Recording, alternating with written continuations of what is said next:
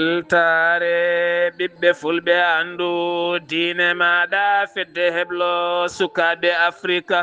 takkusana yoni to fas gunasa ba fata ngabu dingirayi fallemma ko on waktu yoni ha to sare suna sare gueɗa sare demba wuli west e nder galle bakary aliou dialalo ba e ko taari ɗum kala ene jeeya en gardidi kabaruji men to leydi sénégal caggal wittoji baɗaji e diƴƴe jareteɗe ɗi mbusuji moƴƴani ɗiɗo mbiyama teeb taw koye kayitaji fenade woni ɗiɓe joguino aɓe pewnira ɗam ndiyama to leydi Mauritanie haaqillaji ɓesguji ɗi kala ketti galle lamorgo to ɗum ko caggal nde holliti hooreji leydi ndi kikiɗe hande o ma waɗa haalande mum ko fate gueɗe leydi ndi to leydi Mali jeegomo wonnoɓe ñawore men ɓattinoɓe ba ndaw tufanoɓe walla mbiyen jofanoɓe ene jinno derguidde laamu leydi Mali ñawore mabɓe saami woni hen ko duuɓi 15 woni hen mabɓe ko duuɓi 7 to leydi Guinée tribunal ngal Conakry ñaawi gonnoɗo jagorɗo konu e laamu Alpha Condé duuɓi 10 e nder kaso 50 milliards franc guinéen kabruji men manomen ha to Guinée Bissau Côte d'Ivoire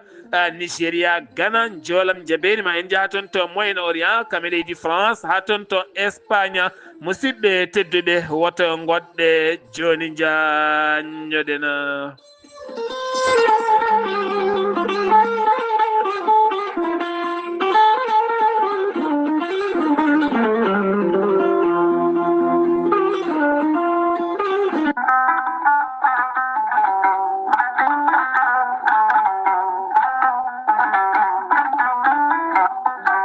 gorelte ko aadiyanke mo aadodiri e jayde mum weltare TV gorelte ko aadiyanke mo aadodiri e ɓen safrotoɓe e mum kalɗo goni e windere nde kala gorelte ko haako moƴƴo safro ko yogay ñabbuji cuuɗotoɗi e nder ɓalli kala gorelte ko haako moƴƴo faddoto ko yogay ñabbuji garoji e nder ɓalli kala ko wayno AVC cardiaque moƴƴijam dogata e ɓandu mum tension diabète ɓandu jaaɗoru mo nangata taare neɗɗo tuƴiɗo yahata juma ni jama ni jokkoyde enɗam kala muɗuma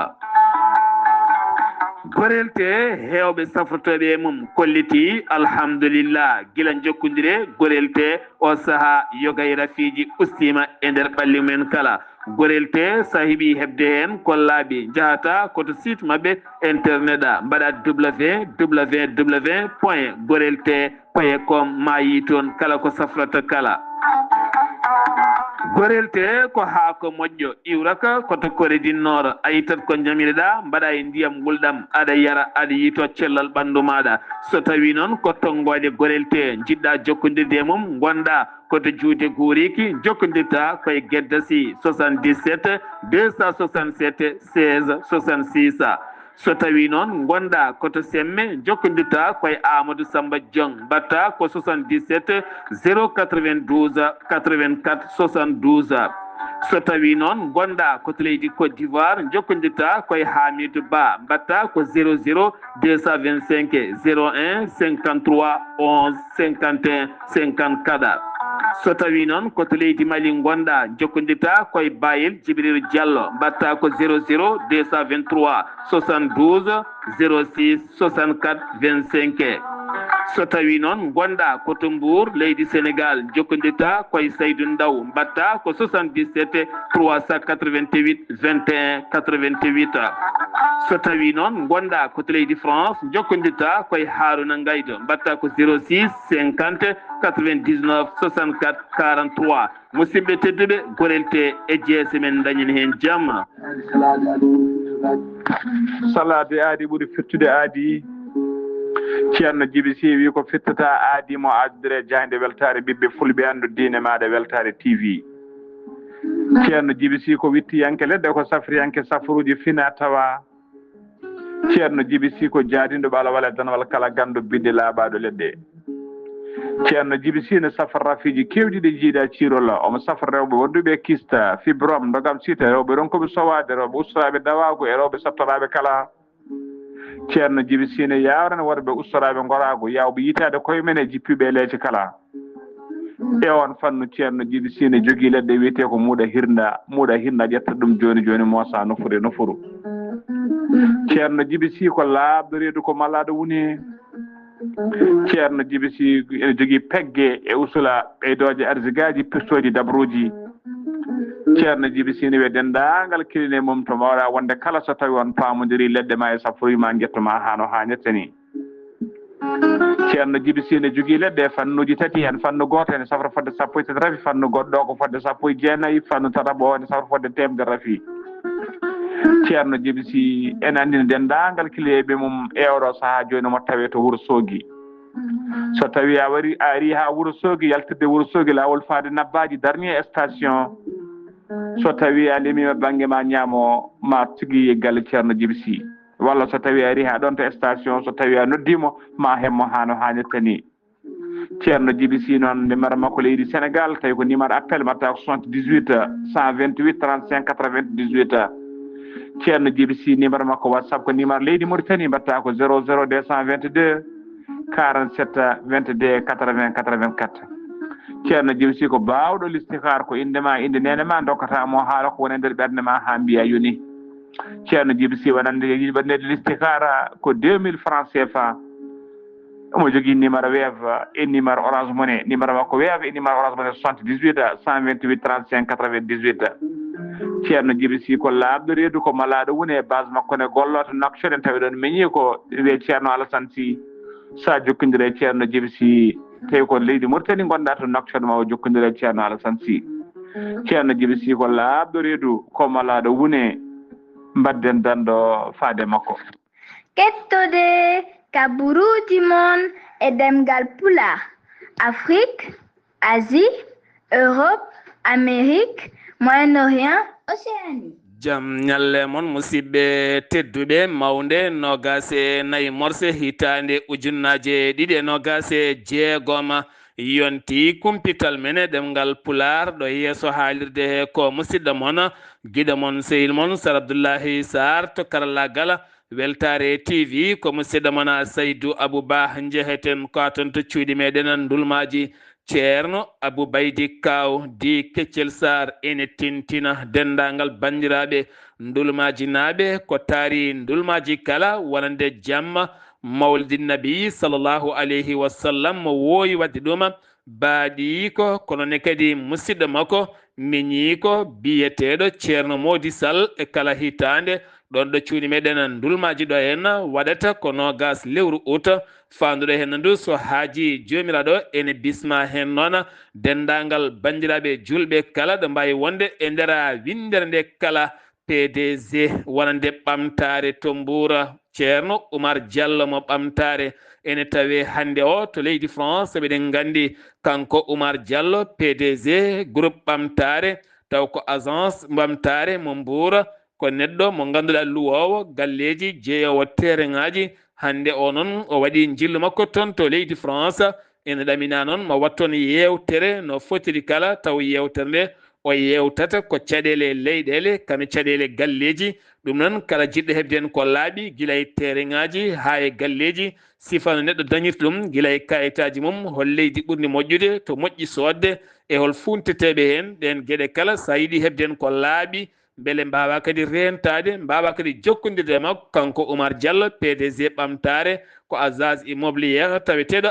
toon to Mbour omo tawe hande toon to Paris laamugo leydi France kala jiɗɗo jokkodirde makko ha wawa hebde hen ko laaɓi to banggue yewtere e namde e terrain-ngaji ɗi kala mbaɗata ko 00 221 77 598 06 57 ko numéro makko WhatsApp ma waw jokkodirde makko mbiɗen ko 00 221 77 598 598 06 57 gartaten koye Leylatul Katmiya mo yiɓɓinta ɗum kala hitande ceerno Yahya Ba toon to Richard Toll hitande hikkande noon waɗata ko goo lewru août fanduɗo hen ndu so haaji jomiraɗo ene bisma hen noon dendagal Sénégal Mauritanie Mali Gambie Guinée ha e diaspora o kala mo ganduɗa ko jamma walla mbiyen ko ñalawma juɓɓinteɗo to banggue jangguina Alqur'anil Karim ko noon kadi zicruji kame duwoji e wasiyaji kala mumen khalifa o noon mawo sutton konnguɗi ɗi o wowi wadde e kala hitande so wasiyade yimɓeɓe ruttinde koye men faade Allah subhanahu wa taala ko adi joomuma ene rutto e Allah taw kadi wondani e wonki ko nden joomum hani ruttade e joomiraɗo o kanko ceerno Yahya Ba ma o artu hen yogay konguɗi jaƴƴi no fewi ko waɗa ɗum ko kadi jamma o ma almuɓe mbaala e madhuji annabi o sallllahu alayhi wa sallam gartaten koye pomade sukundam noon ko pomade baɗɗo fayida ne wonde nebam sellinta ko nguru moƴƴina ɗum ɗo sukundu fuɗata ɗo ko fate noon pomade o moƴƴina sukundu liisa ɗum itta ko ƴaggi ko kala ko soyɗi ko fewnanma ha mbatta wiide sukundam sa yiiɗi jokkodirde e sukundam mbatta ko 00 221 77 285 89 a 10 Samba Jombolo Bambaɗo toon to kay haydi caggal jaltugol aduna jinnaɗo makko biyetenoɗo Jombolo Bambaɗo kanko Samba Jombolo Bambaɗo e dow inde enɗam mabɓe kala e dow inde enɗam kay haydinaɓe kala e dow inde enɗam pulago kala omo rutta duwaw dendagal bandiraɓe arnoɓe ha toon to kay haydi eɓe noddunoɓe kala guila e layletirendo mo heɓani jabtade kala wonani omo añi jabtade ɗum ko kewraɗo ha ɓurti kono mo rutta duwawa dendagal bandiraɓe kala halifaɓe diine halifaɓe aada e musidɓe woodaɓe kala duwinoɓe arnoɓe moni kala wo yi ɗum o tini ɗum on wiya on yo Allah windanon baraji on mbaɗi ko onon jeeyi o holliti ndeɗo yewede wona kanko goto yeewa ko pulago kala yeewa kono kadi ko yimɓe kala jeewa o holliti o heeɓi noddali e nder windere nde kala kono kadi hewɓe gaari ha toon to kay haydi o holliri yimɓe kala jarama moƴƴi feewi kala mo dañani jabtade noon to banggue privé mum omo ñaagui hen yafuya no feewi kumpital men ɗemgala Pullar to leydi Sénégal hakkude Banjul kame Dakar ɓeydude gilli kame cehilagal Adama Barrow ko hoorejo leydi Gambie Nelly jagorɗo affaire étrangére muɗum woni jagorɗo affaire étrangére mo leydi Gambie on noon woni taw kadi ko on noon mo ganduɗa ko jagorɗo affaire étrangére mo leydi Gambie wawi tigui yettade toon to leydi Sénégal ɗum ko ñalawma hanki o gam yettinde ɓattake giwɗo e hoorejo leydi Gambie faade hoorejo leydi Sénégal o ɓattake noon woni hen ko yettudemo e jardemo caggal nde o suuɓa ñande 19 nduɗo hen lewru toon to Sierra Leone ɗum ko hoorejo leydi Sénégal e gardidi mum walla nde fedde CEDEAO leyɗele dentuɗe ɗum ɗe kala ken tolno e 19 leydi o holliti Bassirou Diomaye Faye yo jogoro jaam kono kadi Banjul kala ko Dakar dañi kañum nene weltuno ɗum nde tawno ko leyɗele ɗiɗi denduɗe fandare gilli kame cehilagal tas eɗen gandi ko suudu mawdu ñaworu kala ko fati futkoyngel ɗum ko caggal nde kaafa Maroc wulliti toon ha kaaf holliti kay ndiɗo kuɓeeri ndi Sénégal gañi jeeyi ɗum ko Maroc caggal mum noon Sénégal wulliti to tas noon holliti subaka hande o sariya o kay yanata ko ñande 6 lewru octobre 2026 hakkude Maroc e Sénégal hol jeyɗo oɗo henna kob jawtuɗo mo ganduɗa rondi ɗum ko Sénégal addi ɗum caggal kene fotonde lebbi kay ko nden Maroc wulliti ha kaaf holliti ko Maroc jeeyi ha addi haala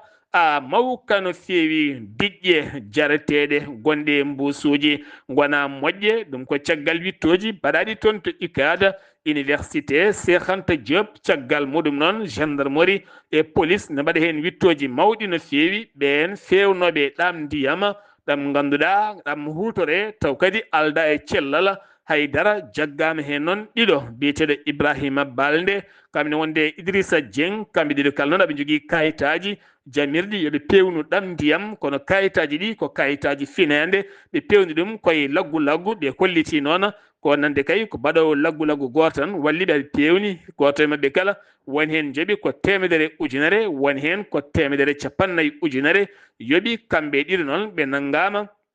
aɓe tawe e juuɗe dadiɓe kanko on noon mbaɗowo laggu o wona kay koye jiilaw beele o yiite siftinde mon noon o dumunna kala jagorɗo toppitiɗo on fannu haɗi yimɓeɓe nde hutorto diƴƴe gonɗe e sasiji ɗe ɗe ganduɗa yoga e majje a suuɗor tan aɗa fewna aɗa waɗa hen marque ɗe gandaka haye boisson ngaji kewɗi hewɓe cikkata giwata ko caggal leydi taw nuɗɗiniɓe tan ene pewna ene jeeya jara ene rokkuma caɗele nde gandata ɗum taw an kala a dañi rafi maɗa gartatena koye Macky Sall gonɗo e campagne muɗum toon to fedde gotago windere kikiɗe hanki o toon to joɗorde loni États-Unis de Amérique hakkude makko e heddiɓe débat gulɗo jaw kono kadi o arti e yaññade o arti e jibinande makko e leydi Sénégal o arti e laamu makko ken tolno e duuɓi 12 o arti e jilluji makko ha toon to Russie kame keef caggal Covid-19 e guerre bannoɗe toon o arti e ardademo Union Afrique o arti kadi e toɓɓe kewɗe no feewi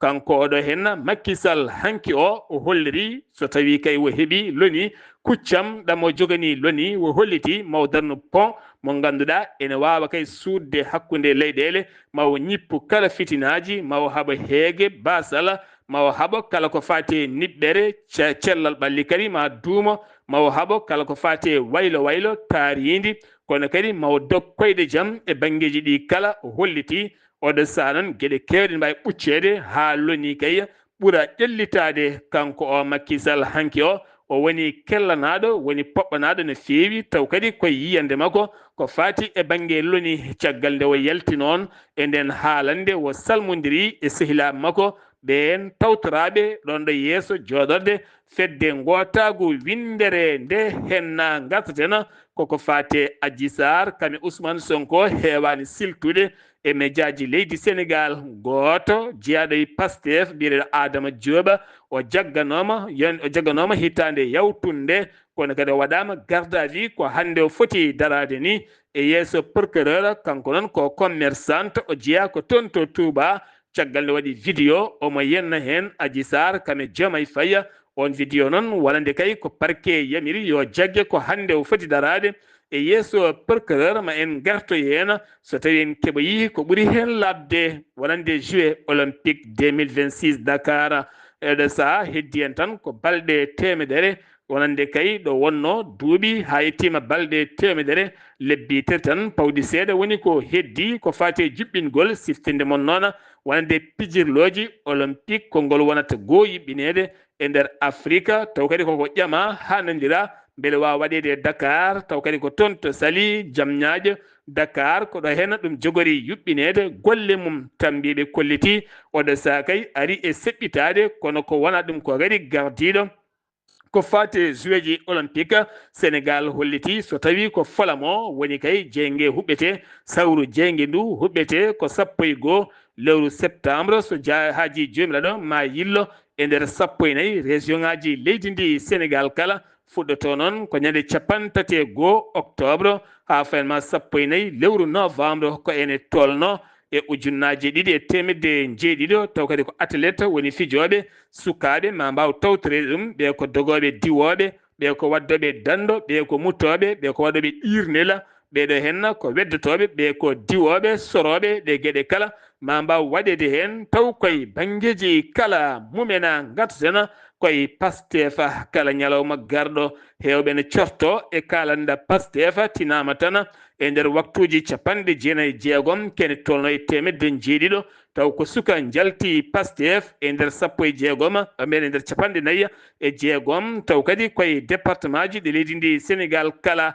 ɗum noon hewɓe mabɓe tawtoyi ko Bassirou Diomaye Faye ɗum ko caggal oɗo henna biyeteɗo Khoureysi Thiam nde yalti kay e Pastef ɗum ko ñalawma hanki o Amadou Ba mo sarɗiyanke Pastef holliti joofima peɗeli Bassirou Diomaye Faye funtude ɓe sukaɓe ha mbawa yaltude hen kono kamɓene ɓe gongata ɓe ɗanotako maɓe jokku darde mabɓe haɓe keeɓa hen ko ɓuuri hen labde to Ziguinchor dumbaɓe to dumbirde ndo Ziguinchor kolliti natani gueddere ñamata jarata jeeyi sababu noon ko sarɗiyeji keesi ɓen renoɓe kasoji ko pawi e dow mabɓe caggal dokkirgol mburu e ɗeɗon gueɗe kala mum ɓe kolliti ɗum ala e luwaji sokaɓe so tawi ɗum ittaka kamɓene maɓe gon e gueddere mabɓe to Podor ñande 23 ɗum ko ñalawma hanki o duppama toon kene tolno e tonnuji 10 taw ko produit mo happumum gasi ɗum noon yaltina koye jeereji ɗi Podor wonande service hygiène ɓe erima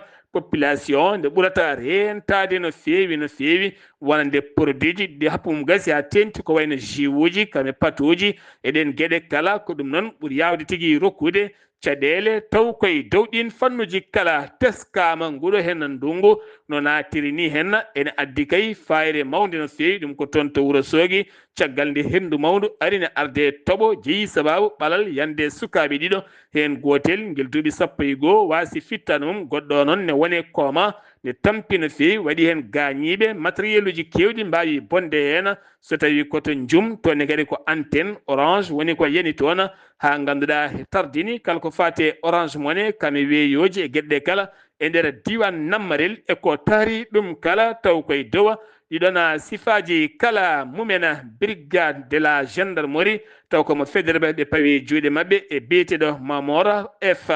F noon ko escroc mawɗo momana mawɗo puntowo mawɗo ɗum ko caggal kay ndew are agence taw ko luwowo otoji on noon agence gérata ɗum ko biyeteɗo MS Diallo o holliti on omo jogui programme mo yuɓɓinta e Dakar omo sohli otoji jeeɗiɗi ɗi foti luude o luwi noon otoji jeeɗiɗi o nawi oto jeeɗiɗi hen ɗiɗi o yeeyi ɗumen e nder jeere business ken tolno e million ngaji jeetati otoji keddiɗi ɗi o waɗi ɗum no comme jukunde oɗon gandi jukunde ko garanti o heeɓi 12 million o dogi faade Mauritanie o nanga ko toroso Sénégal oɗo saaha omo tawi e juuɗe enquête ene jokki e makko to Kafountine subaka hande o ko laana awoɓe woni yoolika toon hen goto noon wasi fittano mum yiitama goɗɗo noon majji so taw yiitede pompier gendarmerie moɓodiri beele o yiite kono haɗo henna o suwa taw yiitede ɗum ko toon to Kafountine ɗum uddi kumpital men ɗemgal Pulaar e nder leydi Sénégal to Guinée Bissau oɗo henna dawriyanke lundiyanke biyeteɗo Domingo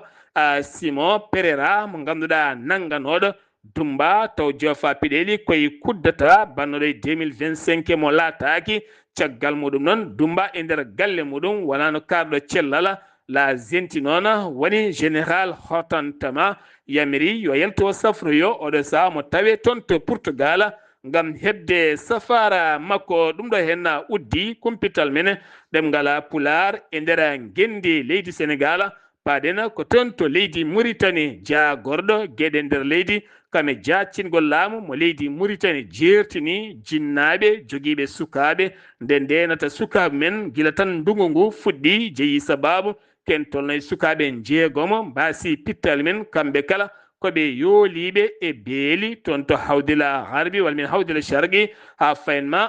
toon to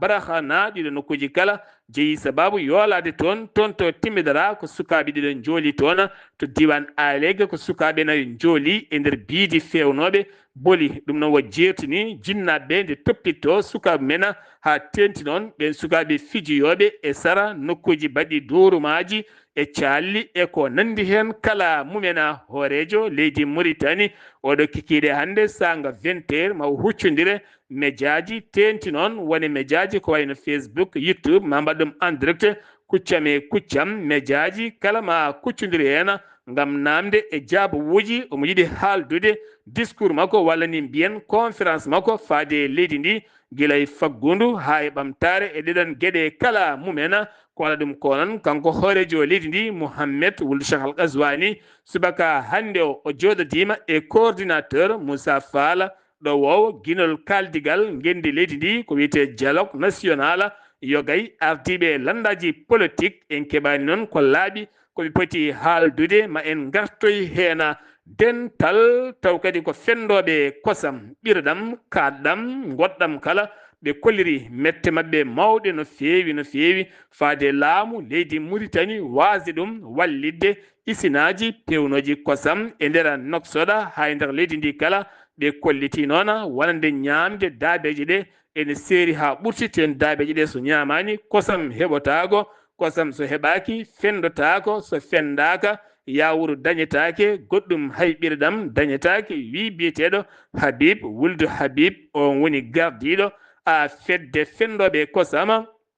taw koye isinaji e nder leydi Mauritanie hewɓe kay finoɓe to kiifa kolliri mette mumen mawɗe no fewi ɓe kolliti nayi kame gueloɗi ñawɗi ene kirse tebbuli men ene jeeye e nder jeere kiifa hewɓe hen noon erima autorité ji ɗi ko wayno noon tambiɓe cellal on fannu mbaɗi hen wittoji kono hay goto nanggaka hen hewɓe hutortoɓe on fannu kolliri hen mette mumen mawɗe no fewi so tawi ɗe gueɗe dartinaka ko caɗele walla ñabbuji jogori dumanadeɓe wonande cour d'appel suudu ñawore noddi toon de Nouakchott acciti debbo biteɗo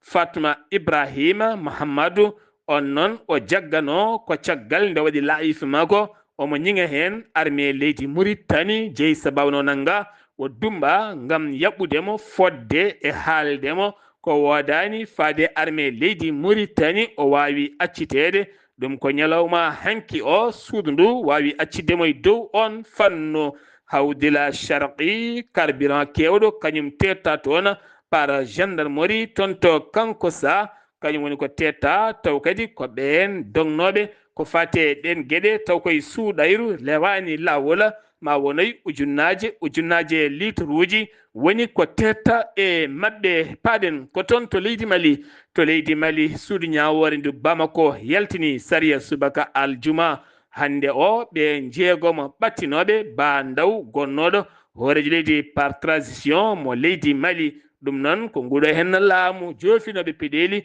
ɓe jinno ko derguidde laamu taw kadi ganduɗa ko général Assimi Goïta ñawore mabɓe saami subaka hande aljuma o haalaɓe Issa Samake kamine wonde colonel Kasimi Goïta ne wonde Sandi Ahmed Salam e Abdoulaye Bolo ɓeɗo hen tajanama duuɓi 15 e nder kaso so tawi noon ko Kalidou Doumbouya ne wonde Moustapha Diante ɓeɗo hen wonde tajanama duuɓi 7 e nder kaso ɗum woni ko sariya mabɓe yalti hande avocat ji mabɓe noon kolliti jonnani ɗum nde tawno kay ɓe kolliti kamɓe haydara ɓe mbaɗani hen tene ɓe keptinani koɓe mbaɗa ko wiyaɓe mbaɗi ko kala ɓe mbaɗani haydara catal toppitingala ko fate toɓoli diƴƴe jippotoɗe nder leydi ndi ene wallodiri e gouvernement leydi Mali ɓe kolliti ɗi toɓoli gila ndungu naati yimɓe jeegomo mbasi pittali mumen taw kadi hen 350 ngalani ɗo koɗi galleji men koko jani ko fate banggue won hen noon kene wona yimɓe kene foto wonde taw kadi ko kawuji kene wona kawuji ɗiɗi ɗum ko manago ene nder jamguel ƴiwonde woni ko yani e jomumen ñannogasi ɗiɗi nduɗo lewru ha faynma hanki o mbiyen hen toɓɓe 5 ko manago ene hen ko derguitte kene foto wonde 11 ka ko derguitte kuɓeje eɗen gueɗe kala gouvernement o erima kala ganduɗo huɓere mum tiiɗani walla koɗɗo e cangol walla taccoɓe calli nde joomen ndentoto saabu toɓoli ɗi aɗi gara ko ndi gardata koye doole mawɗe no feewi to région de Bogoni tetta toon ko dorog kewɗo no feewi mo ganduɗa ko OCS ngal catal toppitingal on fannu ɓe nangi kono enquête ne jokki saabu dorogoɓe kolliti ne heewi no feewi waɗi noon debbo jeeyowo goto biyaɗo hen a teb jalniɗo biteɗo Kabala mo inde mum woni Lamine Samake wawi accitede kaso ɗum ko ñalawma hanki o caggal on bannoɗo wullitande mum ñande 14 ndu lewru hawo nanga caggal vidéo mo wanno ko on tigui yeehi yaafimo jeeyi sababu noon o yalti kaso loni erima nde enquête waɗete e mayde soldat ji leydi Mali taw ko waraɓe caggal nde nanga ɗum ko ñande 18 nduɗo hen lewru toon to région de Gao taw kadi koye pellodiral hakkude mabɓe e groupe Al Jawad kame wallidi men woni jenima ɓen noon soldat ji 16 nanga mbara vidéo ngaji mumen e nati mumen kala mbaɗa e nder laylayti rendo loni erima yo enquête luggo waɗe hen guiɗɗe kala ɓuura wawde laɓɓi tinede région de Koulikoro natani couvre-feu dawal gongal 22 août ɗo ha ndena eɗen gandi guila 25 avril ha yettiɗo hen wonande ko couvre-feu ɗum ko caggal fiyande bonde wannode ha yoɓi pittali kewɗi ha tenti hen yimɓe mawɓe ɓe leydi Mali tugganma minuit ha 5 heures subaga moto yillotako oto eɗen goɗe kala so wona taw ko haajuji keñoraɗi taw laamu ngu ene yamiri ɗeɗon gueɗe kala mumena leydi Mali holliti waɗi frappe mo ganduɗa faade jihadiste en taw kadi kañum e Al Jawad taw kadi ɓe mbaɗi ɗum koye nder diwan mo Gao kono ɓe kollitani communiqué o holko no ɗum arde ɗiɗon fannuji kala mumena haala hewko noon jaltuga koko fati bange États-Unis d'Amérique ko holliri ma waɗa fiyande muɗuma taw kadi ko fate zenim kame wallitiɓe muɗuma ko ala ɗum ko noon jagorɗo affaire étrangère mo leydi Mali holliti heɓani oɗo henna communiqué haydara ko laaɓi hen tokkeñe ba ko camion citerne woni ko sumi toon yimɓe tato mbasi en pittali men 59 neɗɗo mbawi gañade hen ɗum noon waɗi ko sanga 19h ñalawma hanki o waɗi ko toon to wuro wiyetengo San wuro wiyetengo San Santo waɗɗani ken foronde kilométre ji 5 hakkunde mum e Keñe Ba ɗum uddi kumpital men leydi Mali paɗen ko toon to Guinée Conakry gonnoɗo jagorɗo konu e laamu Alpha Condé inde makko noon ko Mouhamadou Dienne ñawore makko nodditande yani hanki o kono kadi oɗo saaha procureur yamiri yo taƴani duuɓi 10 e kaso ujunnaje walla mbiyen tan 50 milliards koppareje franc guinéen o heɓa ɗum koye tumede omo dirtini ngaluji kewɗi no fewi e laamu Alpha Condé siftinde mon lewru février 2024 wo ñawanoma duuɓi 5 e kaso omo yoɓa milliarduji 5 franc guinéen kono kadi nden ñawore nodditande wonti sariya goɗɗo jogoɗɗo tekkandemo no fewi taw koye dow oɗon fannu Nigéria naɓe tato kañumen hanki ñawama to tribunal mo Conakry kamɓe noon ɓe ñaawa ɓe nanggano ko gila 19 lewru juillet 2024 maɓe lelo goto maɓɓe kala duuɓi 15 e kaso goto maɓɓe kala ene yoɓa ken tolno e million ngaji 5 taw koye franc guinéen ɗum noon ɓe jagguirano ko affaire trafic drogue ko fate oɗon fanno paɗen ko toon to leydi Côte d'Ivoire ko caporal armé weeyo biteɗo Syrie goɗɗo ko on wasi fittandu muɗuma toon to Yamoussoukro ɗo ɓe gonno e wadde coftal ɓalli ɗo diwno para ndeke diwgol ngol moƴƴani o teɓɓiti o saami o heddodaki e wonki makko état major général armé leydi ndi woni Lassana Doumbouya holliti ɗum ɗon kono ɓe kolliti maɓe guddidi hen hello enquête yaango no feewi keddoɗen ko toon to Côte d'Ivoire caggal jangu wannogo e suka gorko taw ko livreur ko fati banggue yango ɗum ko sanga ɗinera jamma ko groupe sukaɓe nayo jane makko ha jooɓi fittandu makko ɓe noon nangganoma ñawore mabɓe yani ɗum wanno ko ñande jeeɗiɗi ndu lewru ko sanga 1h ɓe janno e makko haɓe jooɓi fittandu makko kamɓe foof noon hanki ɓe rima e yeeso tribunal mo Abidjan ñawore mabɓe saami moɓe mbarno wiyete ko Amadou Kone ko suka mo ganduɗa ko livreur yango warɓe ɓe noon ko Sumaworo Souleymane mo duuɓi 22 ko ɓiɗɗo Malinajo ene wonde Tarawore Balfon onne kadi ko duuɓi 18 ko Ivoirien woni ko Côte d'Ivoire najo goɗɗo wiyete ko Bamba Karim mo duuɓi 21 goɗɗo wiyete onne kadi ko Ivoirien goɗɗo wiyete ko Bamba Nufunu mo duuɓi 33 mabɓe ñawama kaddi gurdam e kaso heddiɓe noon ñawanama duuɓi 10 e nder kaso taw jomen jeyata nangue million ngaji 3 koppareje franc CFA goto mabɓe kala woni ko yoɓata jinnaɓe on baraɗo o henna to Nigéria kabaru ɓurɗo yirlade ko fate jagorɗo konu leydi ndi bireɗo Christophe Moussa wiyede kay acciti golle mum walla riwama ɗin konguɗi godani o yalti e jayde leydi Côte d'Ivoire holliti ɗum wodani wottoɗɗa ko guila décembre 2025 e toɗɗimo ko Bola Tinubu Ahmed hoorejo leydi ndi o wonno ko chef d'état major guila hitande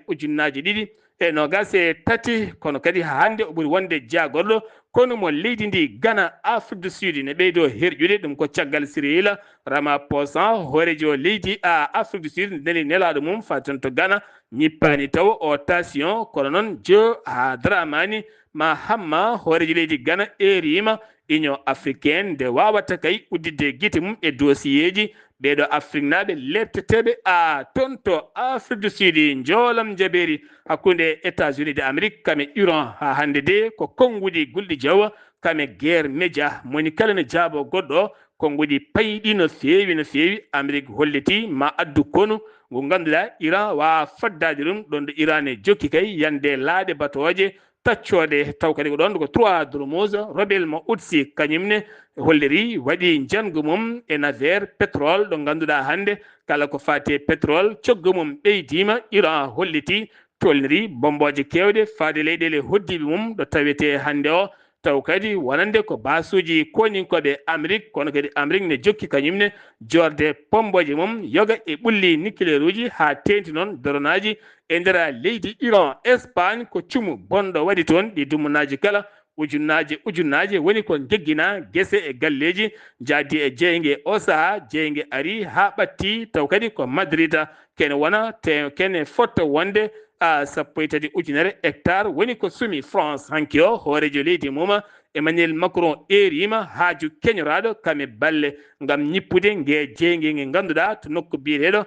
Samus mo ganduɗa kene fota wonde ujunnaji 7jeetati hectare woni ko sumi taw kadi ganduɗa yimɓe hewɓe koko geggina jamma hanki mbaali ko egginede e nder batoje ne guitte toon to cumo waɗi o cum wayriti ko gila 2022 leyɗele Europe ɓe kolliti ɓe perdi kene tolno e tonnuji 9 walla mbiyen tonnuji million ngaji 9 tonnes woni 9 millions de tonnes taw ganduɗa ko fate banggue guura ɗum noon koye hokkere yooro e nguleyki arnogi toon lewru mai ha lewru juin taw kadi on haalis kala so calculama ma wonoy milliard uji 2 e koppareje euro musidɓe tedduɓe ɗum ɗo henna wonno kumpital ngal min gaddanno moon kikiɗe hande o ɗo yeeso haalirde he ko musidɗo moon guiɗo moon sehili moon Sar Abdoullahi Sarr to karallagal ko Saydou Abouba ñalawma janggo so tawi ala ko faddima on ketto musidɗo moon Haali Abouba yo jamal hiranena